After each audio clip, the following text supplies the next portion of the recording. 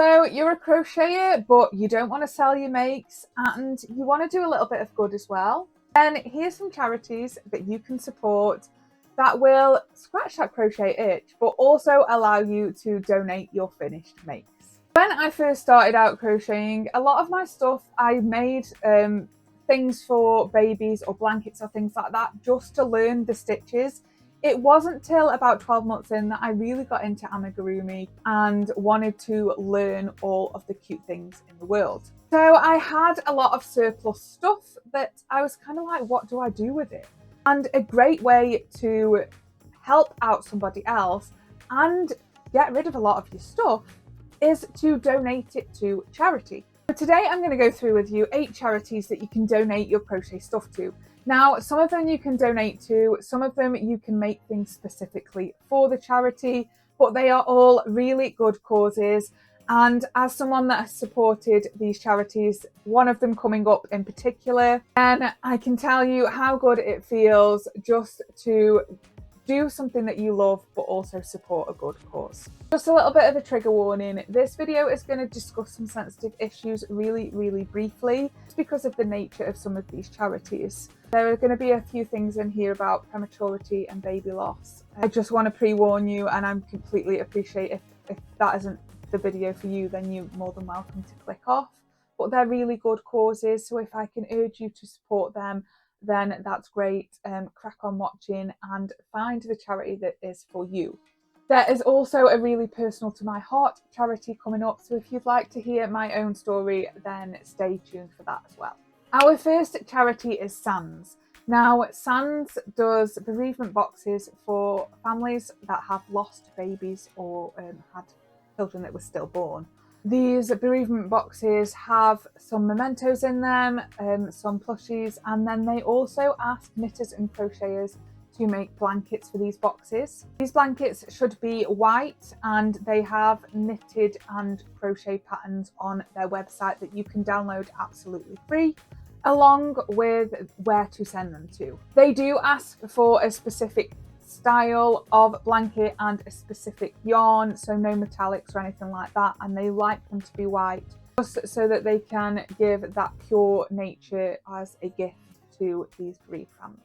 Our next charity is Loose Ends. Now, this charity, it's a little bit of a bittersweet one. So this charity connects makers with people that have unfinished projects. But the difference is the unfinished projects are either unfinished because of ill health, of a disability, or because someone's had a bereavement and they found unfinished projects in their family's home. This means that Loose Ends will connect that unfinished project with a maker who can finish the project, and it becomes then a really nice gift for either the person that can't finish it due to ill health or the family of someone that might have passed away and left that project unfinished. I thought this was a gorgeous way for families of bereaved people especially to get something back, a part of that person, but also we all know how debilitating it can be when you lose the ability to do something that you love.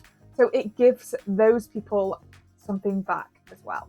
The Big Knit. Now, you have all seen, or hopefully you've all seen, these adorable little hats that go on the Innocent Smoothie bottles every year. This supports Age UK, and they are a little bit time sensitive because their hats need to be there by the end of June. But they have a lot of, again, free knitted and crochet patterns on their websites that you can make up. Send your little hats in and they will be popped onto an Innocent Smoothie around the country. I thought this was really nice because not only is it a way to give back, but there's a chance that you could buy back your own little hat on the top of a smoothie as well. I've taken part in the Big Knit. I've only sent a couple of things in. Never have I seen my own thing in store, but I always buy one every single year.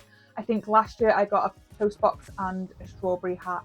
I love them. I think they're adorable.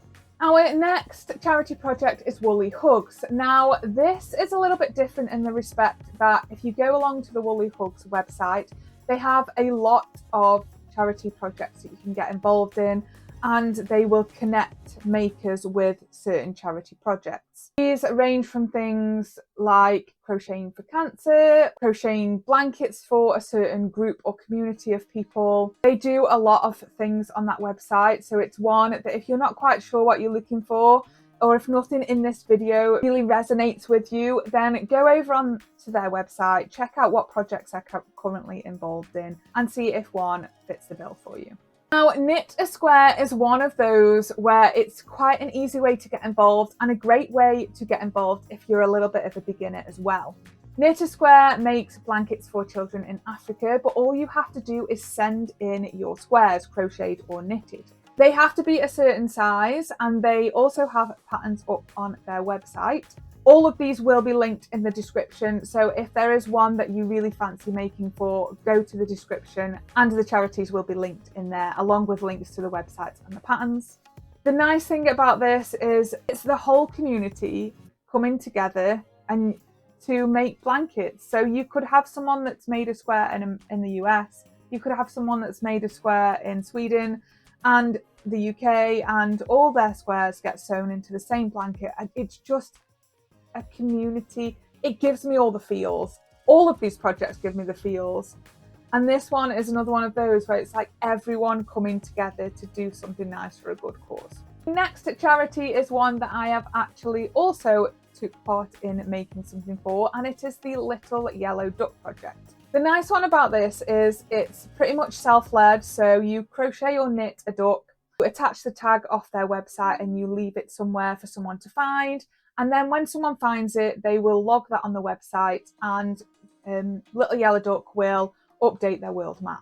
You don't have to send them anywhere, you just literally pop them around, you know, your hometown or if you go on holiday. But what they're raising awareness for is transplants, specifically bone marrow and organ transplants, and how much of a difference these can make to the lives of everybody across the world, across the country that you live in. I have taken part in this one. I don't know what it is about doing these things. It just kind of gives you like a really nice sense of gratification that you're helping someone without even having to do anything different from the norm. You're just crocheting a little duck and then leaving it with a tag. And it's one that I just think's adorable. Again, they've got a lot of patterns on their website as well. And by doing something that you do every day, you can raise a little bit of awareness. This next charity is one that is really close to my heart. Those of you that don't know, I have a daughter and she was born prematurely at 10 weeks. And I do put a little bit of a thing on it on her birthday every year on Instagram, just about how lucky we are that she has grown up completely healthy and had no complications from that prematurity.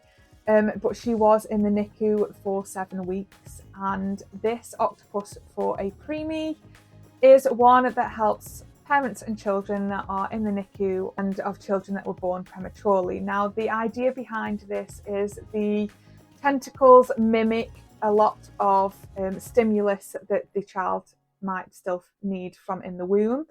But also for those babies that are tuggers, children in the NICU have a lot of wires and a lot of tubes. My daughter in particular used to pull her NG tube out every single time that it was put back in. It was a nightmare. We'd get phone calls saying, she's pulled the tube out again, we've reinserted it, she's fine. But so these are also really nice for that, because it gives babies something to tug on that isn't going to be pulled out of their body and have to be reinserted again.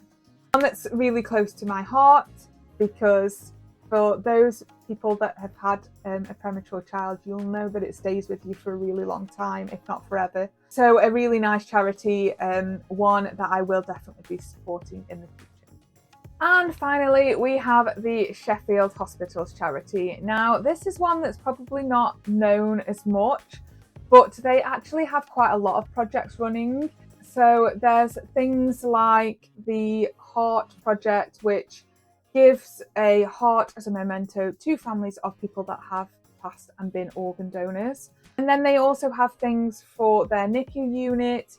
It's another one of those, if you're not really sure what you're looking at, go on their website and see all the different projects they have that you can make for, and just choose one that resonates with you, that's that when you read it, you sort of think, oh yeah, I'd really love to donate to that. Then all of the links for these projects are in the description, and let me know if you have crocheted or knit or made something for a charity in the past and what that charity was and what you made. Also, let me know if you personally have been touched by any of these charities. Of course, I've shared my own story in the video as well, but if you'd like to share your story in the comments, please feel free to do so. Of course, let me know if there's any charities I've missed so that people can go and have a look through there and see if there are any other charities that resonate with them and that they'd like to make for. This is one of those videos that I've really enjoyed making, and it's also one of those videos that just gives you a little bit of a perspective shift and a reality check. Ultimately, I'm creating content for YouTube, but there are so many things going on out there in the world that it's nice to just give back and show people that there are ways and places you can give back to that won't cost you anything more than doing what you do on the daily basis anyway. If you love these pattern roundups and you would like to see more of them, I will leave the playlist in the description for those. New videos go up every Wednesday and Sunday. Thank you so much for watching, and I will see you in the next one.